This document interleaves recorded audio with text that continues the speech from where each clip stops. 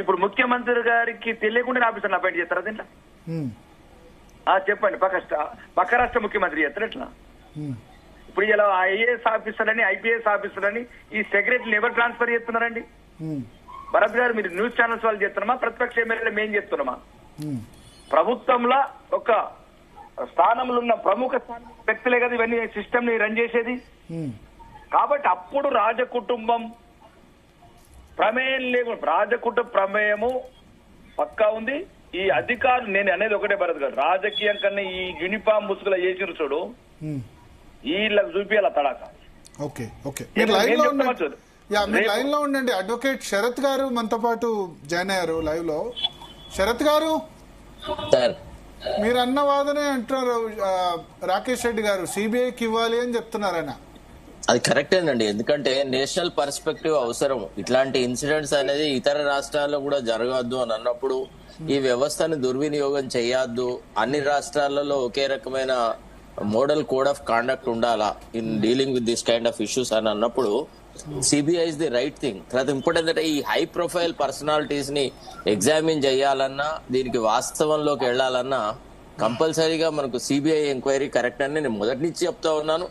ఇప్పుడు కూడా నేను అదే భావనతో ఉన్నాను. What ever he says is correct. Okay, so Arun Kumar గారు. సార్ నమస్తే. నమస్తే. సో ఈ విషయంలో మీరు మొదటి నుంచి అప్డేటెడ్ గా ఉన్నారు. ఏం తెలుస్తుంది సిట్ విచారణకు సంబంధించి లేటెస్ట్ అప్డేట్స్ ఏంది? మీరు పంజాగుట్ట పోలీస్ స్టేషన్ లో ప్రైవేట్ కేసు కూడా ఫైల్ చేసినట్టున్నారు దీని మీద. ఎగ్జాక్ట్ గా తెలంగాణ గవర్నమెంట్ సిట్ కి అసైన్ చేసింది ఒక వరకు. సిట్ కి ఇదే కేసు, వేరే కేసులు లేవు. సిబిఐ తీసుకువెళ్లి అప్పచెప్తే 100 కేసుల్లో ఇదొక కేసు సార్. ఒక ప్రాబ్లం అవుతుంది. నిజంగా కూడా కమిట్మెంట్ ఉంటే బీజేపీ పార్టీకి కానీ సెంట్రల్ గవర్నమెంట్ కి కానీ ఖచ్చితంగా స్పెషల్ ఫెసిలిటీస్ ఏమైనా సీట్ కల్పిస్తే కేంద్ర ప్రభుత్వం నుంచి సహాయం చేస్తే బాగుంటది. అంతే తప్ప దీన్ని తీసుకుపోయి చేస్తే మళ్ళీ మొదటి నుంచి ఏబిసిడి నుంచి ప్రారంభం అవుతుంది. మీరు ఇంతకు ముందు ఒక మాట అన్నారు, థంబ్నెయిల్స్ పెట్టుకోవడానికి తప్ప అని. నేను ఈ రోజు ఫిర్యాదు చేయడం జరిగింది. రేపు నాకు అక్నాలెడ్జ్మెంట్ వస్తే నేను అథెంటికేటెడ్ గా అథారిటేటివ్ గా నేను రిలీజ్ చేయగలుగుతా. I approach the police concern to issue zero FIR. హీరోయిన్ల మీద జరిగిన ఇబ్బందుల మీద జీరో ఎఫ్ఐఆర్ ఇమ్మీడియట్ గా రిజిస్టర్ చేయాలి. అపార్ట్ ఫ్రమ్ సిట్ల మీరు హీరోయిన్ల ఫోన్ ట్యాపింగ్ జరిగితే ఆ హీరోయిన్లు బయటకు వచ్చి వాళ్ళు చెప్తారు కదా నేను వాళ్ళెవరు మాట్లాడండి, బయట వాళ్ళు ఎందుకు మాట్లాడుతున్నారు? విక్టిమ్స్ ఒకవేళ వాళ్ళ ఫోన్ ట్యాప్ వాళ్ళు వచ్చి మాట్లాడతారు కదా అంటారు. రాకేష్ రెడ్డి గారు చెప్పండి. దయచేసి మీరు ఒక వెర్షన్ మర్చిపోతున్నారు.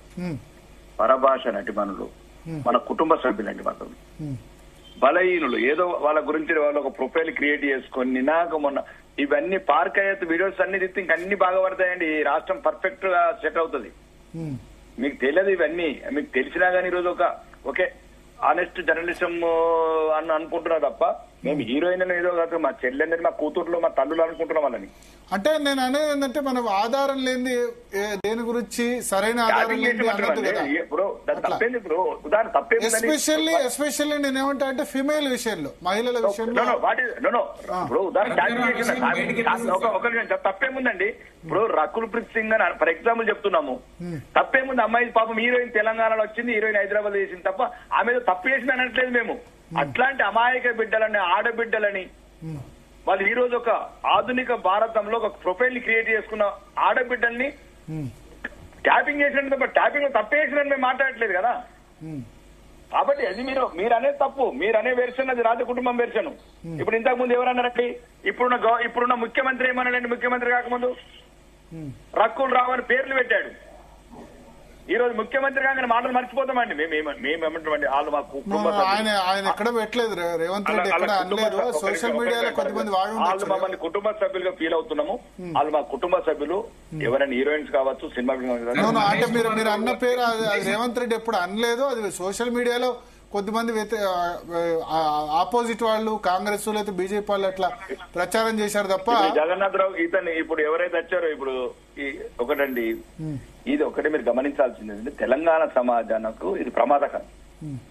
రేపు ఎవ్వరు కూడా భార్య భర్తలు కూడా భయపడే రోజులు తీసుకొచ్చిన గత రాజ కుటుంబాన్ని, ఆ రాజ కుటుంబం మాటలు ఇని బానిసల్లాగా భారత రాజ్యాంగం ఇచ్చిన సూపర్ పవర్ అయిన ఒక యూనిఫామ్ ని దుర్వ్యయం చేసిన ఈ పెదవులని ఏ రకంగా శిక్షించినా తప్పులేదు. అది నేను చెప్పదలుచుకున్నది. అంటే రేపు ఇది వీళ్ళని శిక్షించలేదు అనుకో భరత్, రేపు ఇప్పుడున్న యూనిఫామ్ వాడు మనం శిక్ష పడాలి, దాని వెనక ఉన్న వాళ్ళు శిక్ష పడాలి. నో పడలేదు తప్పించుకున్నాకో చట్టం ముసుగులా ఇంకేదైనా ముసుగులా ఇప్పుడున్న వాళ్ళు ఇప్పుడున్న యూనిఫామ్ వాడు మమ్మల్ని ట్యాపింగ్ చేస్తాడు. ఓకే, ఇప్పుడు ట్యాపింగ్ జరుగుతుందా జరగట్లేదా ఏమంటారు? జరుగుతుందా? ఎందుకు జరుగుతుందా? ఇప్పుడు కూడా జరుగుతుంది. మొన్న జరిగిన దానికి భయపడన్న అఫీషియల్స్ ఆగాలి కదా. ఇప్పుడు ప్రభాకర్, ప్రణీత్ రావు, భుజంగరావు, తిరుపతి అన్న, రాధాకిషన్ రావు వీళ్ళంతా జైలు చూసి వచ్చారు. సో ఇప్పుడు చేస్తున్న అధికారులు వాళ్ళు భయపడాలి కదా. మేము మళ్ళా రిటైర్మెంట్ అయినా సరే ఇట్లాంటి శిక్షలు సరిపోవు అంటున్నాను. ఇట్లాంటి శిక్షలు సరిపోవు, సౌదీ శిక్షలు అయితేనే కరెక్ట్. ఓకే, సో మనతో పాటు అర్థమైపోయింది. సౌదీ శిక్షలు మనతో పాటు బక్కా జడ్సన్ గారు ఫోన్ లైన్ లో ఉన్నారు. జడ్సన్ గారు, సో ఏంది ఫోన్ ట్యాపింగ్, దాని మీద మీ అభిప్రాయం ఏంటి? ఫోన్ ట్యాపింగ్ అది జరుగుతుంది, ఇప్పుడు కూడా జరుగుతుంది, జరిగింది, జరుగుతుంది. ఇప్పుడు కూడా జరుగుతుందా? భూత వర్తమాన భవిష్యత్ కాలాల్లో జరుగుతూనే ఉంటది. ఓకే, అది ఓపెన్ సీక్రెట్. అది ఈ రోజు కూడా జరుగుతుంది. అధికారంలో ఉన్న వాళ్ళు వాళ్లకు ఎదురుగా ఉన్నోళ్ళు తోని అభద్రత భావంతో ఉన్న వాళ్ళు అందరూ కూడా ఈ పని చేస్తారు. ముఖ్యంగా తెలంగాణ ఏర్పడ్డాక కొంచెం ఇది ఎక్కువ జరుగుతుంది. ఇవాళ కూడా జరుగుతుంది సార్. ఇవాళ ఈ గవర్నమెంట్ లో కూడా 1000% జరుగుతుంది. మీరు జరిగిందా అప్పట్లో? మీరు లేదు, ఆ రోజుకెళ్ళి ఈ రోజు వరకు మాత్రం పర్మనెంట్ 100% అవుతుంది ట్యాపింగ్. ఆ రోజుకెళ్ళి ఇవాటి వరకు కూడా జరుగుతుంది. మీరు ఒకసారి అసలు ఫోన్ ట్యాపింగ్ కేసులా ఈ కేసును మరిగిపెట్టడానికి ప్రధానమైన కారణం ఏంటంటే కొత్తకోట శ్రీనివాసరెడ్డి గారిని మార్చడం. కొత్తకోట శ్రీనివాసరెడ్డి గారిని అసలు ఈ ప్రభుత్వం హైదరాబాద్ సిపిగా ఎందుకు మార్చింది? ఆయన ఫోన్ ట్యాపింగ్ కేసులలో అందరినీ దాదాపుగా అరెస్ట్ చేసి it was about to reach ఈయన A1 తరుణంలో ఆయనను ఎందుకు అక్కడికే ట్రాన్స్ఫర్ ఇప్పుడు ఆయన ఐజీ, ఆయన పేరేం పేరు ఉంది కదా, ప్రభాకర్ రావు ఫస్ట్ కెళ్లే విక్టిమ్. ఆయన పైన నేను ఆర్టీఐలు వేసిన ఆయనను మీ సర్వీస్ లో రిటైర్ అయిన వ్యక్తిని ఎట్లా పెట్టుకున్నారంటే నాకు రిప్లై లేదని మేము పెట్టుకోలేదని చెప్పించారు ఆనాటి గవర్నమెంట్. ఆయన మా సర్వీస్ లో లేడు అని చెప్పించారు. కానీ ఆయనను వాళ్ళు అఫీషియల్ గానే వాడుకుంటూ అఫీషియల్ గానే జీతం ఇచ్చారు. ఆ రోజు కొంతమంది అడ్వైజర్ ని పెట్టుకున్నారు, రాజీవ్ శర్మ అండ్ ఇంకో వ్యక్తిని. వాళ్ళని పెట్టుకొని వాళ్ళతో ఇదంతా నడిపించారు. 100% అప్పుడు జరిగింది. కానీ వీళ్ళు ఇప్పుడు 1.5 year ఎందుకు పట్టింది ఎంక్వైరీకి? శ్రీనివాసరెడ్డి మార్పు వెనుక ఎందుకు రీజన్ ఏముందంటారు? రీజన్ ఏం లేదు సార్. ఇక్కడ వాళ్ళు ఈ కేసును కంప్లీట్ గా క్లోజ్ చేసిండ్రు. క్లోజ్ చేసి శ్రీనివాసరెడ్డి గారిని was about to catch Prabhakar Rao. ఈయనకు ముఖ్యమంత్రికి అసలు చిత్తశుద్ధి లేదు కేసులా. ఇంకోటి ఈ రోజు చిత్తశుద్ధి లేదు ముఖ్యమంత్రికి. విక్టిమ్ కార్డు ప్లే చేశారు కదా అంటారా? విక్టిమ్ సార్ అన్ని సార్ తెలంగాణ నడిచేది ఇది ఏది మన బీఆర్ఎస్ ప్రభుత్వం కాంగ్రెస్ ప్రభుత్వం కాదు. ఈ రోజు నడిచేది సిండికేట్ ప్రభుత్వం తెలంగాణలో. సిండికేట్ ప్రభుత్వం అంటే అన్నిట్లలో అందరు ఉంటారు, అందరు భాగస్వాములు ఉంటారు. ఏ సబ్జెక్ట్ మాట్లాడాలో అందరు అదే మాట్లాడతారు. అన్ని అదే సార్. సంకీర్ణ ప్రభుత్వమా సిండికేట్ అంటే సార్. సంగీతం అంటే మళ్ళీ అది వేరే అవుతుంది. సిండికేట్ ఇది. సిండికేట్ అంటే ఎవరు పైసలు వాళ్ళు తీసుకోవడం అంతేనా? వివిధ పార్టీలు అందరూ వాళ్ళు ఒక దగ్గరకు వచ్చి ఎన్ని వచ్చినా ఆయన పంచుకుంటారు. ఏది మాట్లాడాలనో వాళ్ళు ముందే నిర్ణయించుకొని దాని ప్రకారం మాట్లాడతారు. ఈ రోజు వీళ్ళు మొత్తం సార్ సిండికేట్ ఈ ఫోన్ ట్యాపింగ్ లో ఏం కాదు, రాసుకోండి మీరు. ఫోన్ ట్యాపింగ్ లో రేవంత్ రెడ్డి ఏం చేయలేరు, ఏం చెయ్యడు కూడా. ఇది ఇప్పుడు ఇచ్చిన పథకాలు ఏది డైవర్ట్ గానికి, ఇప్పుడున్న ఇష్యూస్ డైవర్ట్ గానికి అని చెప్పేసి ఆయనను ఇది తెర మీదకి తీసుకొచ్చింది. కానీ సార్ ఒక్కసారి మీరు కిరణ్ కుమార్ రెడ్డి గారు 2013 ఇల్లీగల్ వైన్స్ అనేది నడుస్తుంది అని దానిపైన ఒక కమిటీ వేసింది. ఏసీ అప్పుడు దానికి ఏసీబీ డైరెక్టర్ గా కొత్తకోట శ్రీనివాసరెడ్డి నేస్తే ఆయన లోపలి వరకు వెళ్ళిపోయి వాళ్ళని పట్టుకున్నాడు.